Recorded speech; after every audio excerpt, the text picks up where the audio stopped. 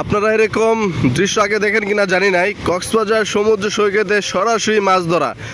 জেলেরা কিভাবে সরাসরি জাল টেনে মাছ ধরতেছে সেটাই আপনাদেরকে আজকে দেখাচ্ছি। দেখতে পাচ্ছেন আমাদের সামনে কয়েকজন জেলে এই বিশাল বিশাল ঢেউয়ের মাঝখানে জাল দিয়ে টেনে টেনে মাছ ধরতেছে।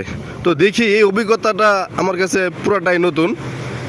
ওদের কাছে মাছ ধরার অভিজ্ঞতাটা নেই, কীভাবে ওরা মাছ ধরে। আসলে দেখতে খুবই সুন্দর লাগতেছে, আমার ইচ্ছা করতেছে ওদের সাথে যেয়ে মাছ ধরার জন্য। কক্সবাজার বিচের কাছে এরকম দৃশ্য আসলে তেমন একটা দেখা যায় না।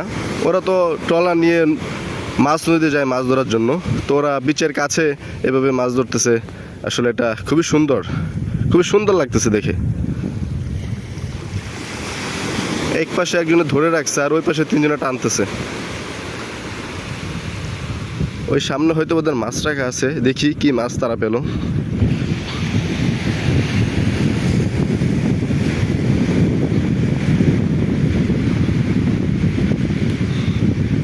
দেখা যাক ওরা কোনো মাছ পাইছে কিনা।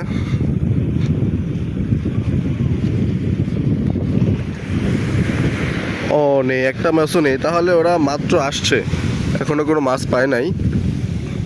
এই প্রথম জাল টানতেছে, এই জালে হয়তো বা মাছ উঠতে পারে।